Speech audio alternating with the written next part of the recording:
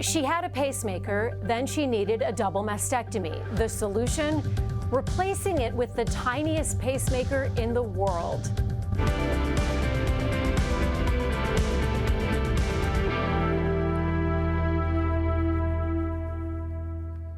Good morning, I'm Alexis Del Cid. Welcome back to All Things Heart.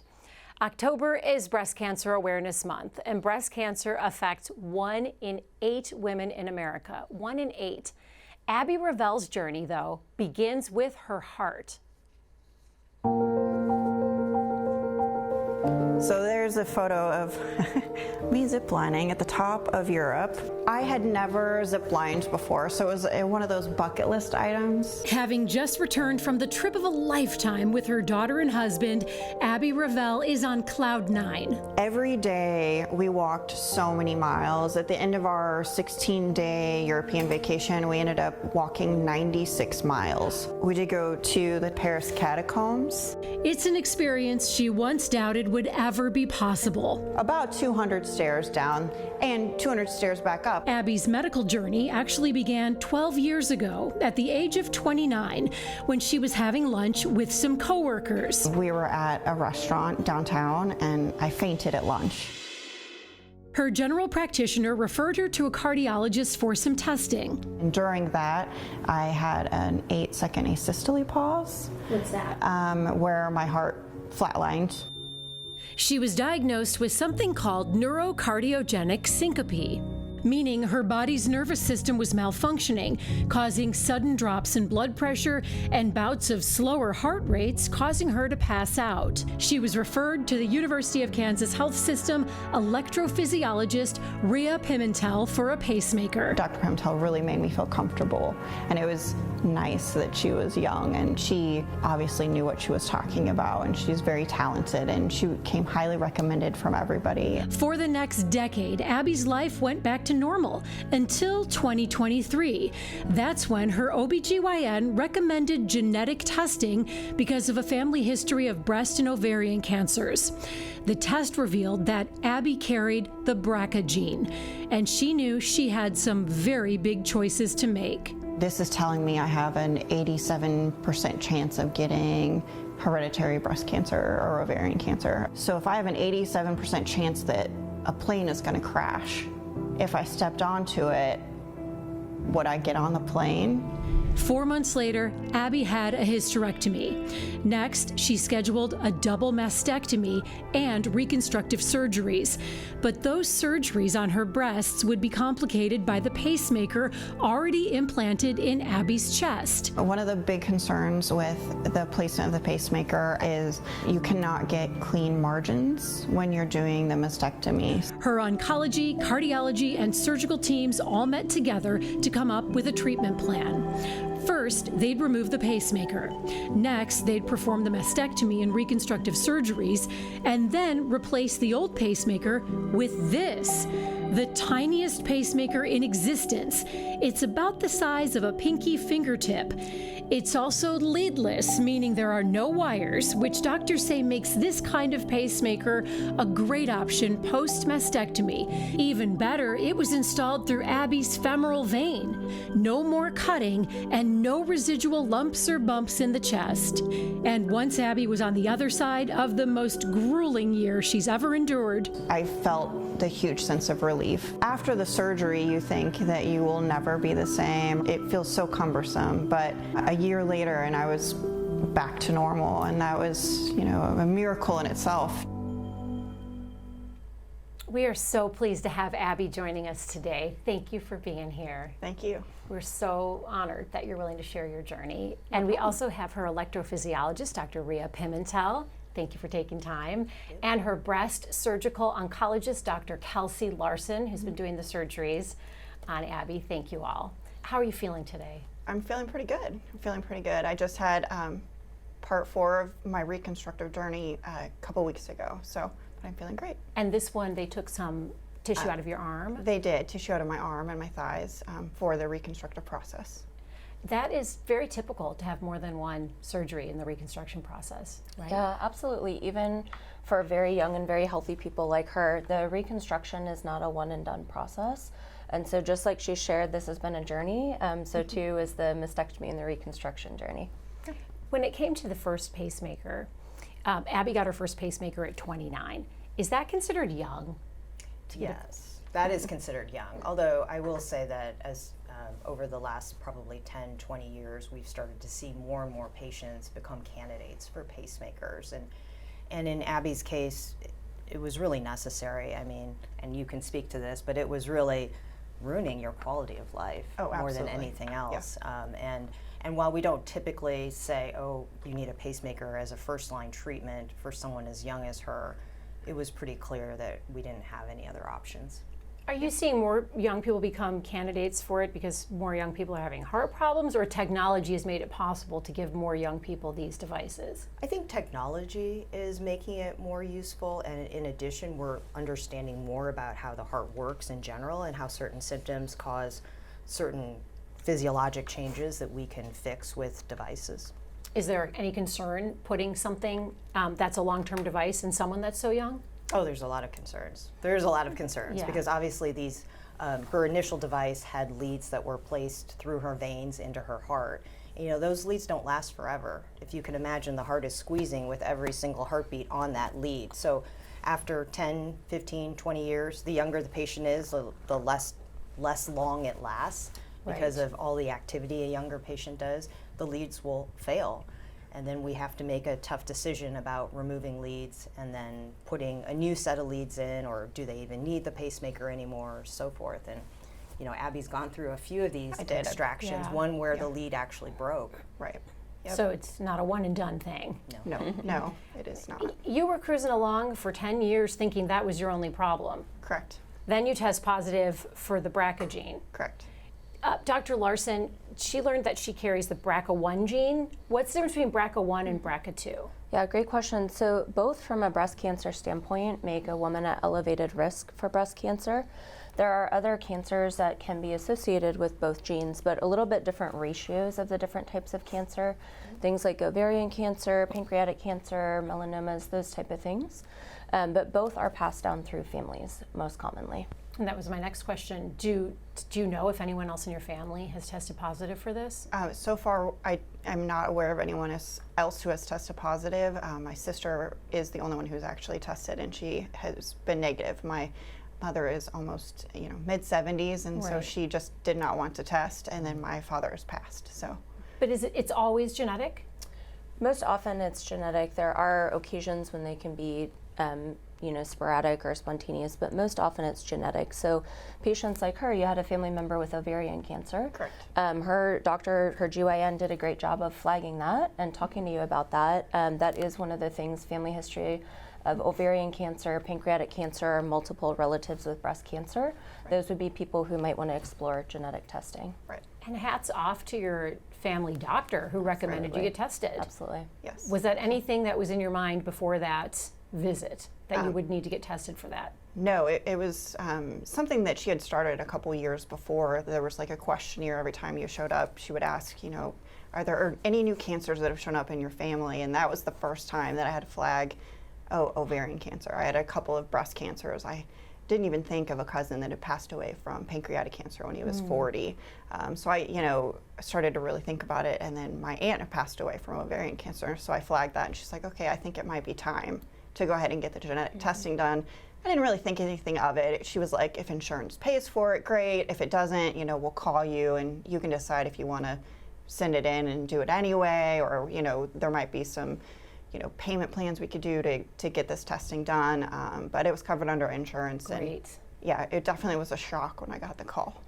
I can't even imagine how stunning that is, because you're still a young woman finding this out. And you had to make, do we have any tissues back here? Oh, no, I might have to good. call Anthony to bring us some tissues. We get emotional during these shows. He's on his way. He's on his way with a box of tissues, because I might cry too talking to you. Okay. You made this incredibly bold decision to have both your breasts removed. Correct. Double mastectomy. Yep. And the way you put it, in our interview, I've never heard it put like that before, that if you had an 87% chance of stepping on a plane and something bad happening, you wouldn't get on that plane. Correct. Yeah. And those were your chances of getting cancer. Correct. Yeah. At what point during this decision did you learn that your pacemaker in you with all these cords on it was going to be an issue? I think it was when I was talking with Dr. Larson, actually during one of my first consults. She said, you know, I really advise this, you know, mastectomy, and she said, but with your placement of your pacemaker, I cannot really get clean margins around the pacemaker. So it kind of negates the need for a mastectomy. Right. Because while it would lower the chances, it wouldn't take it away. So then it was like, why go through all of that when it was, you know, kind of like halfway done. So, right, you needed clean margins. Correct, correct. So then, Dr. Pimentel, when it comes to the pacemaker, and Anthony, thank you for the tissues. I might need those too as we keep talking. When it comes to the pacemaker, this is the tiniest pacemaker in the world with no cords. You brought in some examples, and I did. We can get a great shot of this on our camera. So when we first put the pacemaker in Abby, we had one of these devices. Okay, let's hold this one up. So this is the first one. Where should I hold it? Robin, hold it in front of your shirt because it's blue with the better background. There we go. So it had this, and then where are the cords? So this is the, as we call it, the leads that we talked about, and they fit into the little holes here. And then the very tips go in the heart muscle itself. So in Abby's case, she had one in the top chamber of her heart and one in the bottom chamber of your heart. And you can imagine over time, scar tissue will develop around these blood vessels, making it a little bit harder to take out. But this was her initial device, and really still 90% of devices that we put in these days. When we went back in an effort to keep everything out of her chest wall, we ended up putting what we call a leadless pacemaker. Wow, it's so tiny. Which, I don't know how to show you this, but you can see that this end, if you get a close-up of it, has a little hole in it. little corkscrew in it, and that's how we end up doing our affixing it to the heart muscle. Okay, there's is a we little screw it in, a little screw thing, kind of like a here. little corkscrew in. So we put, in Abby's case initially, when we took the entire device, her old device out, we put one of these in the bottom chamber of the heart because it wasn't yet approved to put one in the top chamber of the heart. So Approved by multiple levels, approved by insurance, approved by the hospital, initially approved by FDA, although I think by the time we decided it was already FDA approved. Correct. It just hadn't moved through the insurance cycle. So while the bottom chamber leadless one is was approved at the time, the top was not. So, okay, so I saw in the image there were two in her heart. Okay, let's talk about that, because that's what I want to ask you about with this question of what kept her heart beating correctly during the wait. Yeah. Was it the little, they look like the bottom one. So the one pointing down is the one to the bottom chamber of the heart, which was already approved by insurance. Okay. And so that was functioning more, I would say, a backup. Correct. So it really wasn't on all the time. It was only just to prevent something catastrophic from happening. If she had another one of those 6-second, 8-second pauses, it would kick in and pace her heart. But really what we needed is something to pace her heart, sort of like her own heart beats on a daily basis, and that's what the top chamber one does, the one that is sort of angling upwards. This is such a good example of how all of our specialists are collaborating together on the same patient all the time. How often, Dr. Larson, are you consulting and working as a team with electrophysiologists and cardiologists and other specialists? Yeah. So the devices, any sort of cardiac device, whether it's a pacer, defibrillator, or whatever it is, the device that she was showing, the little gold part there, it sits in the anterior part of the chest. So it sits on the front of the chest. You're talking about this? Yeah. The old one? Yeah. Okay. And so any patient who has breast tissue, of course, that would be in the area of the breast tissue, right? So most of the time, it's not a problem. We can still safely do breast cancer screening. People can get mammograms and ultrasounds and biopsies and all those things. In the cases where we have to do mastectomy, just anatomically, it is in the anatomic boundaries that we need to go to get the breast tissue removed for a mastectomy. every now and again it is close, or it happens to be close, to where we need to do a lumpectomy. And so we do partner with our friends in cardiology, cardiac surgery, EP, often, because we do have patients who have these things in, maybe not as young as you are for these reasons, but who are older patients who have them, and they need these type of things adjusted and worked on with both teams in order to have safe cancer treatment and appropriate cancer treatment as well. Abby, was she the first one ever to get this pacemaker? She was not the first one ever. She was the first one at this institution. She was the first one at the health system. That's correct. Yes, yes, and the first one that I did for the top chamber. But yeah, there was much rejoicing. Of course. when we were able to put it in. What does rejoicing look like when you're in the surgery room? Are you erupting in cheers? Are you high-fiving? It was cheers when we were able to actually schedule it. That was probably the pretty, because you had waited like a year. It was about a year. It was a long time. How nerve-wracking. Yeah, it definitely was. And I know at one point talked about taking out the one that we put in and putting back in a traditional pacemaker, just because I felt not very well for that year while I waited. But we held out, and we called, we made many phone calls. You fought for her. Yeah. You all fought for her, and you have so much to live for. Yeah. You brought your daughter and your son with you today. They're in the control room watching. Or your daughter and your husband. Yeah. I was like, wow, I didn't know I had a son. Yeah. Daughter and your husband. Sorry, Hubs. So we love getting our viewer questions and comments. And if you have something that you'd like us to read out loud on the program, you can send it to us right now on Facebook or the All Things Heart email. You can see all the links on how you can connect with us in real time right there on your screen. So, Abby, now that you've had both pacemakers, can you feel a difference? Well, I can feel a difference physically, that, I don't feel the leads, I don't feel the pacemaker on my body. The actual functioning of the pacemaker, I don't feel a difference at all. So before you could actually feel the pacemaker below your skin? Oh, yes. And feel the cords? Yeah, and the thinner skin on your chest, or the thinner you are, the thinner the patient, the more it sticks out, the more the leads stick out. Specifically, when Dr. Pimentel put in my pacemaker originally and put it in my left breast tissue, she had longer leads, and so they had to kind of curl up, and so they were, sticking out on my arm. So if I wore a sleeveless shirt, you could kind of see the leads sticking out of my skin there. Yeah. But of course, now with the leadless, there's nothing. In there. That's brilliant. Yeah. What did you think when you heard this was an option and that you would be the first? I was just relieved, really. I was just relieved that I was able to proceed with my prophylactic surgeries and to get the pacemaker done. Beyond that, I really don't know. I was kind of just in a state of shock when all of this was going on. But like a 1-year state of being stunned. Yes, and just absolutely. walking through it. Yep. Dr. Pimentel, do you ever put this tiny little pacemaker in patients who haven't had double mastectomies? Is that an option? Yes. Yeah. It's a great option, particularly for patients who have limited access up in their chest wall, either because they've had previous breast cancer and lymph node dissection, or if they're dialysis patients, or if they have ports in, we can't use one side.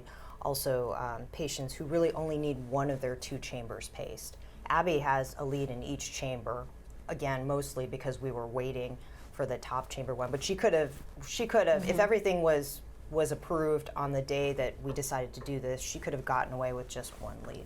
What's the lifespan of the tiny one? So the bottom chamber lead, which is the initial one you got, has a lifespan of up to 20 years. Oh, wow. The top one is 15. Okay, so that's better than the it's better than before. the old school kind. So, Sure, yeah. lasts longer. Yeah. You had so much going on. This is, a lot of people would have trouble wrapping their head around getting a pacemaker. Right. And you've had go through pacemaker, double mastectomy, new pacemaker. That's Correct. a lot. Correct. As a young mom. Yep. Dr. Larson, were you hesitant to perform a double mastectomy knowing that Abby had all this going on? It's not so much about having the things going on. It's more so about, can we get you safely and healthily through the surgery. Right. So there are patients whose hearts are in a way where they are not safe to have this type of a surgery, right? We wouldn't put someone's heart at immediate risk for a larger surgery that they may or may not really need. But in her case, just the fact that she's very proactive about her health, the fact that she's very engaged with her team and with her doctors, it's very easy for someone who is like that for us to try to work through the situations and come up with a solution that addresses both concerns for her. And do it safely. After a double mastectomy and a hysterectomy, is there still a risk of cancer, or does that remove it? Yeah, great question. A lot of people think after mastectomy that there's zero risk of cancer. That's not actually true. So we can reduce someone's risk to breast cancer perhaps as low as 5% in their lifetime. So compared to starting above 80%, that's a pretty good risk reduction and a pretty good benefit. Yep. Reminder that the average woman's risk of breast cancer is somewhere around 12-13%. So she's actually at a fraction of the average woman's risk of cancer because of the surgery. We've got some great community questions coming in, so I want to get to those. Jeremy has a question about the leadless pacemaker. He wants to know, does the leadless pacemaker reduce the possibility of infections since you're not needing to go back in and replace the old leads? Yes, yes. So you're not changing the battery out as frequently, so that decreases your risk. If you think about it just from the standpoint of it's a smaller device, so there's less chance of bacteria hitting that lead, so your infection risk is decreased that way. And because it's partially in the heart has a way, the body has a way of putting skin on top of it, and we call it endothelialization, which also protects it from infection. Marie wants to know, is a pacemaker with leads ever a better option for someone? Yes, yes. In some patients who require pacing all the time, and who require a special type of pacing from a specific area in the heart. This technology, while it's excellent for providing pacing, doesn't do as many of the bells and whistles that our traditional devices do. And so, as we have all said, Abby is otherwise very, very healthy, and so she just kind of needed something to keep her heart going at a certain heart rate. But some patients need more, and those patients would get a transvenous device. Laura has a question about emotional support for you, Abby. Okay. You've been through so much, and so Correct. Laura wrote in and wanted to know if the emotional support helped you with your physical recovery. Oh, absolutely. Just having my family around me, my husband, my daughter, my extended family, everybody helped. So it was great. Yeah. Let's get her those tissues. It's all right. It's I'm okay. good. You know, it's good. It's good to have that emotional support. I've heard Dr. Larson, that the patients who have a broader system of support in place actually physically do better. Well, I think that's absolutely true, right? When anyone is feeling vulnerable because they're having healthcare things going on, why wouldn't you want support around, right? Why wouldn't you want friends and family, and who wouldn't want that in their lives? Who wouldn't want those relationships to help them through it and to keep them going? And like you said, it was a hard year for you, but those people were the ones who kind of kept you going day in and day out. You saw us sometimes, but they were there with you all the time. So. Yep. I love seeing the pictures of you ziplining through Europe and walking 96 miles, which is something That was crazy. one time you thought you could never do. Right. Joan has a question about insurance. Is it more expensive insurance-wise to do leadless than the one with the cords? Yes, and primarily because of all the other equipment that's necessary. So we deliver the device through the groin, which can be a little bit painful because it's such a large delivery tool. So we oftentimes will use a lot more anesthesia, which increases costs. So that also is an issue. And then keep in mind, she has 2 leads in there. Those are 2 separate pacemakers. Oh, the two little, they look like Each little lead is a little pacemaker. bullets. Okay. The two bullets are each pacemaker. So she technically has 2 pacemakers in her body. Okay. So- 2 teeny tiny Correct. ones. It's almost as if you got 2 of these transvenous devices. Okay. Okay. So it's more expensive that way. When you put the pacemaker in her through her Groin. femoral vein, is Abby awake in a twilight, or is she completely out? She's out. She's out. She's like, I want to be out. this isn't something that So you're out. And then when you woke up, did you feel instant pain in your leg or pain in your chest? What did it feel like when you came to? So my very first one, definitely your leg, and I think I was required to lay flat for like 6 or 8 hours. Oh, man. And they put a stitch, and they have to hold pressure for 30 minutes Yeah, or something. yeah. So, I mean, you wake up kind of groggy out of anesthesia and somebody's leaning on you, like their full body pressure, holding pressure. And then you lay flat. And then I unfortunately had a complication and I had a hematoma. Oh, yeah, oh, yeah. That Remember that? It would.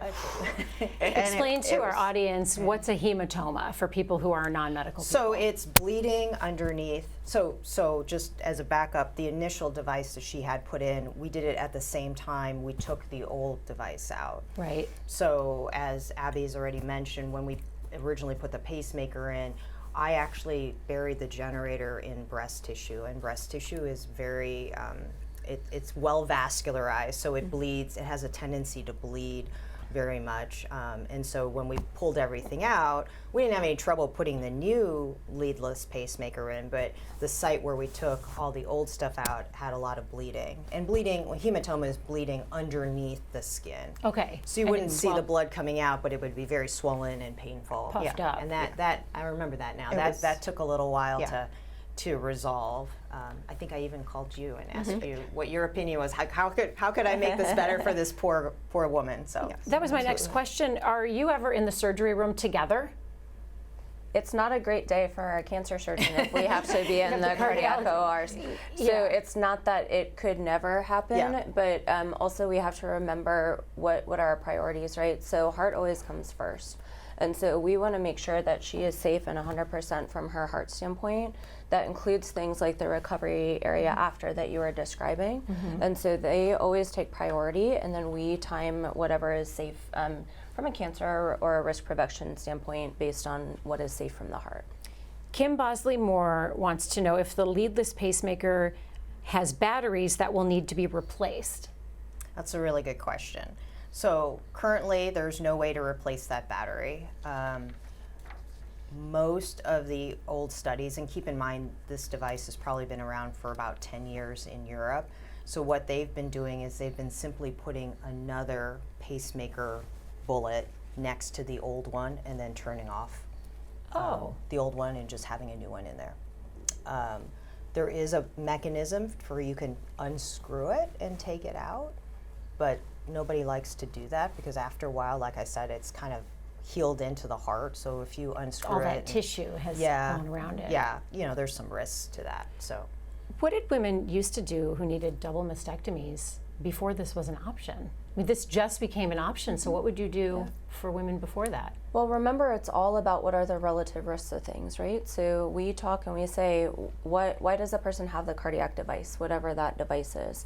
Is this something that they really, really need to keep to live, right?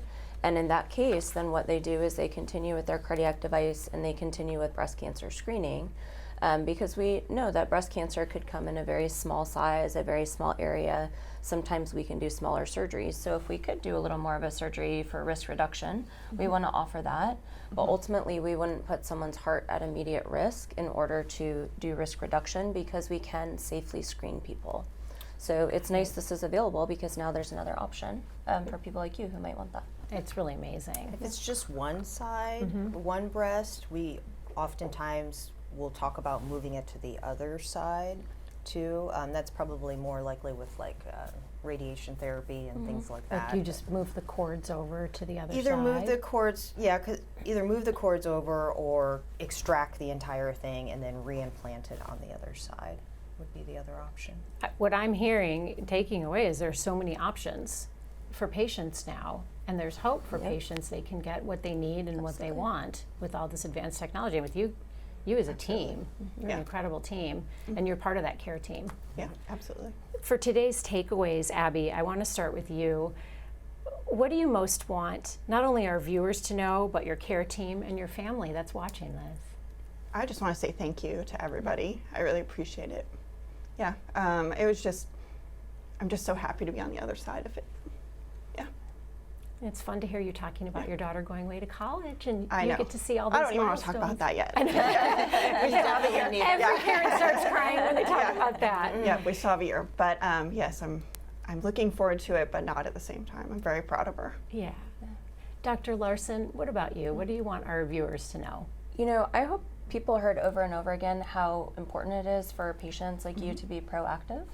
And that's really what I take away, I think, from a lot of this is she is a great person. She's a proactive person. She wants to do what she can for her health, and she certainly can't control these things that happen to her. It's not because she was doing anything, but because she is so proactive and so communicative, then she can have all the benefits and all the wonderful things going forward. And Dr. Pimentel? Well, I just want to reiterate what Dr. Larson said. It's always great to have a patient who is willing to do their part and be part of the plan and the treatment itself. I also think that communication is just always so key. I mean, she came to me, she said, I can't live this way. This is what I want. This is what I don't want. And fortunately, we were able to figure out a plan amongst all of us that would work to let her be where she is right now. And Get back so to happy living. about that. Yeah. Thank you all for being here, and thank you for coming on and sharing your journey. And before we leave our audience, we do want to share a great moment from our Heart Center. It was an impromptu dance party for one of our patients.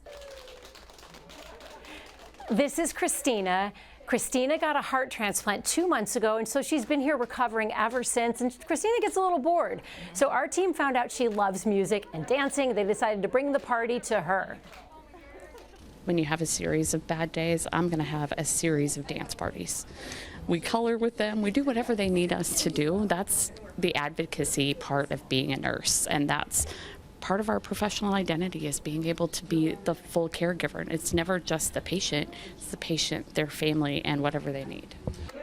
We have the most amazing nurses here at the health system. That's cardiac nurse Ginger Ireland Hoffman. We love Ginger. We actually have her coming up on an episode in the future because she has her own heart journey. Our patient Christina is doing great today.